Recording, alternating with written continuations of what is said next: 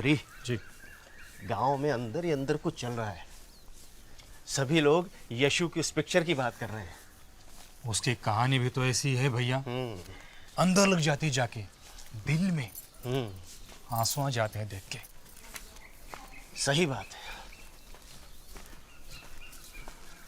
और मुझे तो रह रह के वही बात याद आती है कि कैसे यीशु ने उस मरी हुई लड़की को जिंदा कर दिया। उसका बाप उनके पास पहुंचा और बोला, मेरी लड़की को ठीक कर दो। यीशु, यीशु, मेरी इकलौती बेटी को बचा ले प्रभु, मुझ पर दया करे। मेरी बेटी केवल 12 वर्ष की है और मरने को है। कृपा करके मेरे साथ चलिए। यार, मुझे बड़ा दुख है। यीशु, तुम्हारी बेटी नहीं रही, इसलिए गुरु को कष्ट ना दे।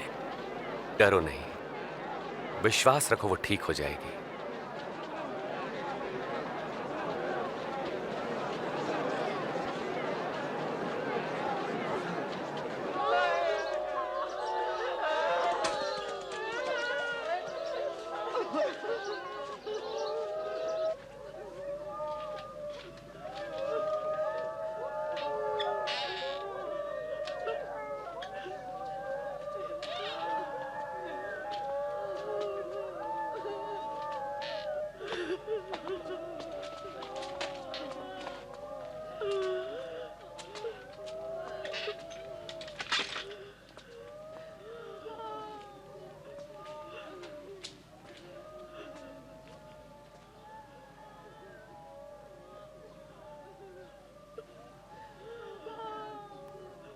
तुम रो मत, वो मरी नहीं है, वो तो बस सो रही है।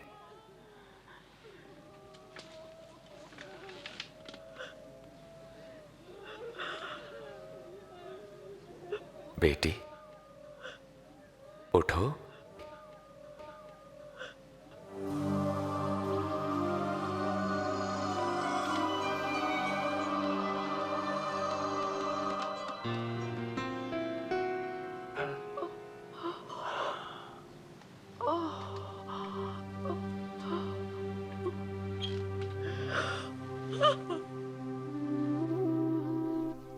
कमाल हो गया। जब यीशु ने उसका हाथ पकड़ा और कहा उठ जा, तो फिर उठ बैठी और चलने फिरने लगी। वो तो महान चमत्कार था। वो तो है ही भैया। ये भी कहते हैं कि यीशु महान आत्मा है, सीधा संबंध है प्रभु से उनका। बिल्कुल, इस बात में तो कोई शक ही नहीं।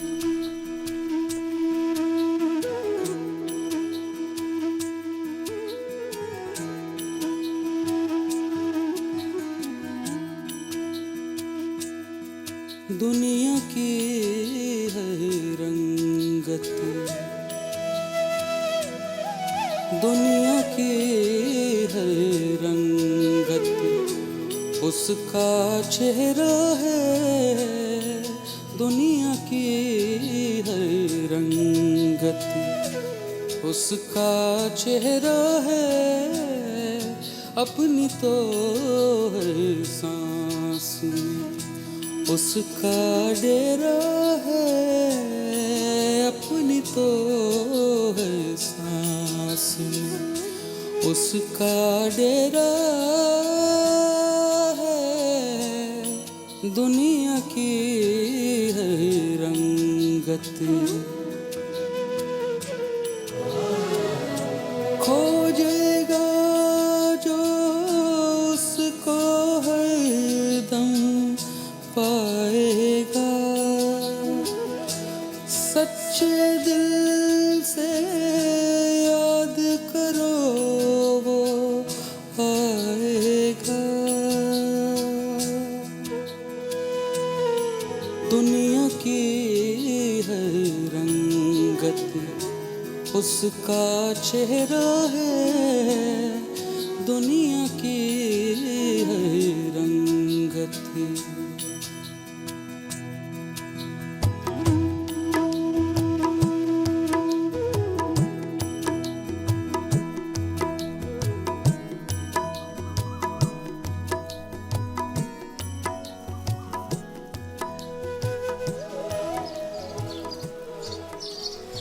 बाबूजी, सब लोग काम पे आ गए थे।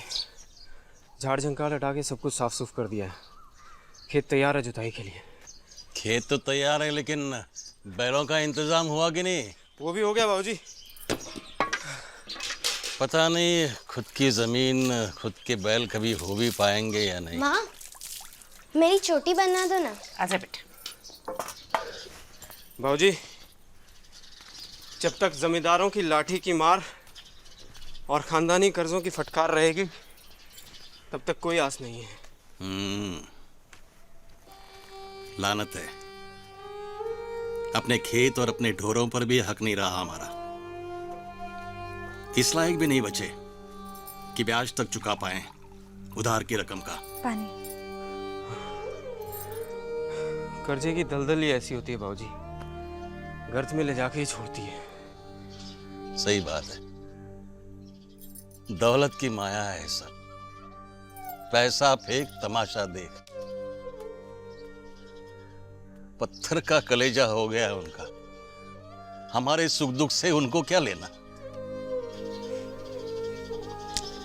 अब जो भी है बाबूजी, सच्चाई यही है। मुझे नहीं लगता इस जीवन में अब कुछ भी बदल पाएगा। हाँ, जीते जाते हैं एक झूठी आस लिए, हर सुबह तुझको पाने की सांस लिए। काटेगा दुख के बंधन तू ही एक दिन, पाएगा सुख के मोती तू ही एक दिन। जीवन पल छिन गुजरा जाता है, तुझ पर किंतु असर नहीं दर्शाता है। मूर्ख मानव, तू क्यों ये भूला है, तेरा पल उसके हर पल से छोटा है। सांझ ढले जब तेरा सूरज डूबेगा, उसकी दुनिया में उजियारा फूटेगा। सही बात है। जिस दिन जो होना है उसी दिन होगा। फिर पता नहीं क्यों लोग कहते हैं चमत्कार होते हैं। कहते हैं गांव में जो सिनेमा आया है उसमें भी कुछ ऐसा ही दिखाया है।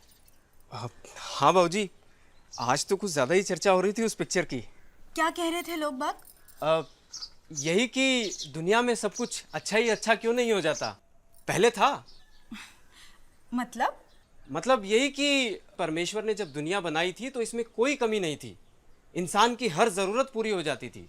लो, अब तो सब कुछ उल्टा हो गया है। यही तो बात कह रहे थे सब लोग। इंसाफ तो रहा ही नहीं कहीं भी। सोचो ना क्या हो रहा है। अपने ही जमीनों पर रहने के लिए कर्जे लेने पड़ रहे हैं, अपने ही खेतों में काम करते हैं, लेकिन फसलों के दामों में से फूटी कौड़ी भी नहीं मिलती।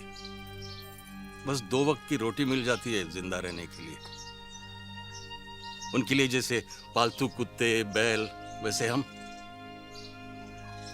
अगर ये सिनेमा सच बोलता है कि इस धरती को दयावान परमेश्वर ने बनाया है, तो फिर इस जग को हुआ क्या? बाबूजी, जग के निर्माण की कथा बड़ी मजेदार है। गलती इंसान से ही हुई थी, अब सजा भुगत रहा है। परमेश्वर ने तो ऐसी दुनिया बनाई थी जहां तकलीफें बुराइयां बिल्कुल थी ही नहीं, प्रेम ही प्रेम था।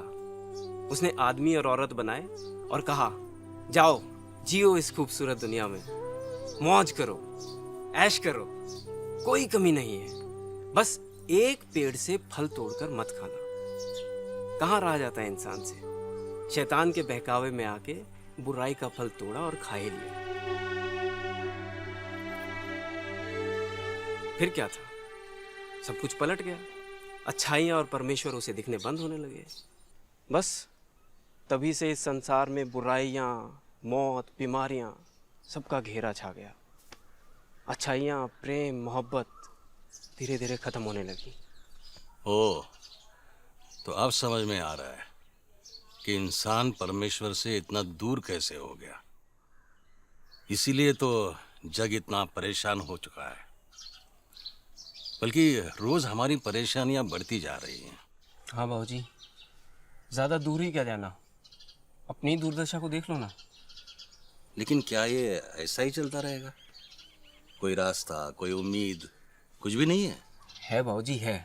एक ही उम्मीद, और वो है परमेश्वर, जो हमसे सच्चा प्यार करते हैं। इसलिए तो उन्होंने अपने इकलौते बेटे जीसस की बलि दी, ताकि एक बार फिर से वो हमारे साथ नाता जोड़ सके। हाँ, देखा मैंने। मुझे उसका भ्रष्टाचार के खिलाफ गुस्सा याद आ रहा है।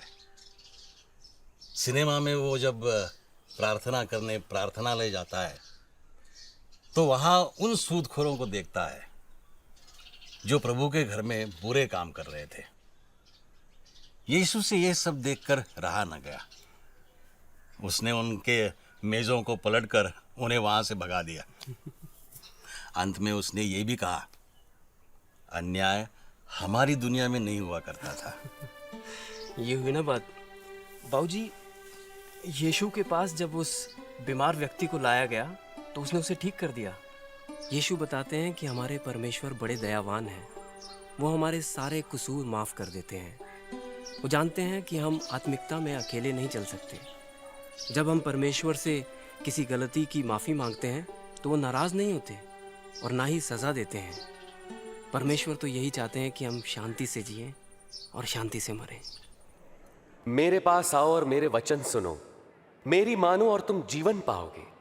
प्रभु को खोजो जब तक वो मिल सके, उन्हें पुकारो जबकि वो पास है। दुष्ट अपनी दुष्टता और अधर्मी अपने बुरे विचार छोड़कर परमेश्वर के पास आएं और वे उन पर दया करेंगे और उन्हें पूर्ण क्षमादान देंगे।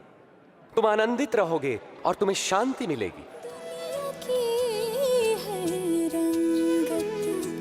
उसका चेहरा है दुनिया की हर रंग। जब यीशु धरती पर रहे उन्होंने परमेश्वर के बारे में दुनिया को कितना कुछ बता दिया।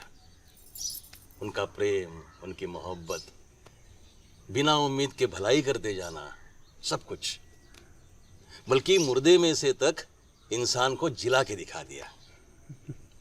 अब समझ में आ रहा है, जिसने यीशु को समझ लिया, परमेश्वर को समझ लिया। परमेश्वर ही प्रेम है। ये वो विचार है जो परमेश्वर के बारे में हमारी सोच बदल सकता है। परमेश्वर हमसे सच्चा प्यार करते थे, इसलिए उन्होंने अपने बेटे को हमारे बीच रहने के लिए भेज दिया। उसको जो क्रूज पर कत्ल किया गया था, परमेश्वर को उसकी ज़रूरत नहीं थी, लेकिन उन्होंने ये इसलिए किया कि हमारी आत्माएं ना मर जाएं। जरा सोचो, कैसे परमेश्वर ने अपने ही बेटे को कुर्बान होने दिया।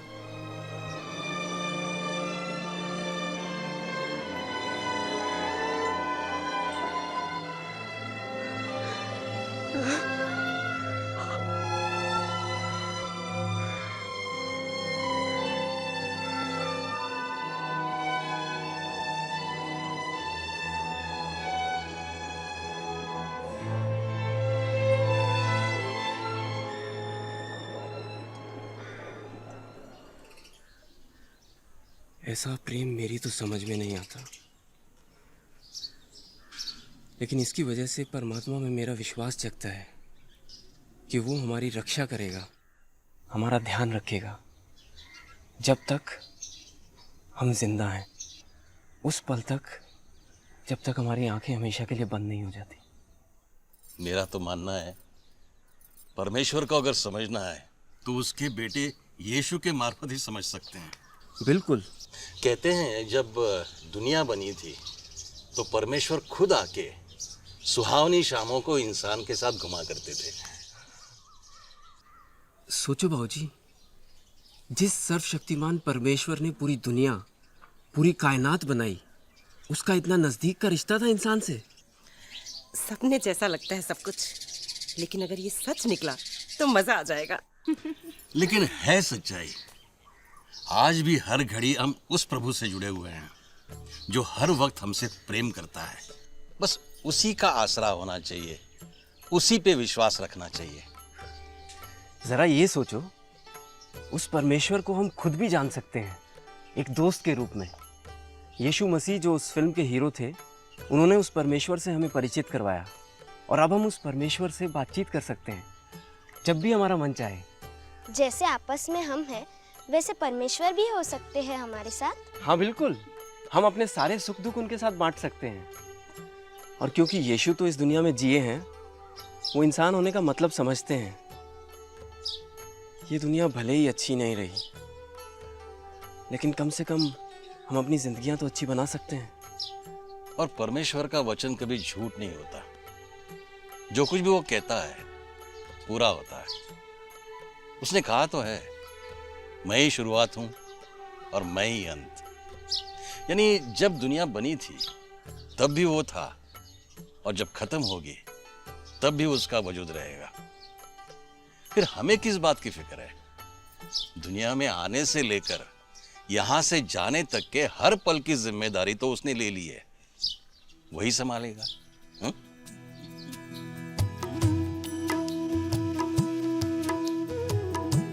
अंत वही शुरुआत वही कहलाता है।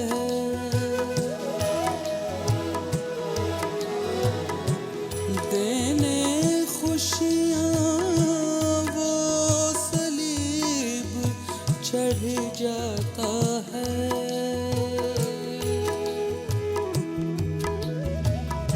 जीवन का हर लेखा उसका, जीवन का हर लेखा उसका न्यारा है।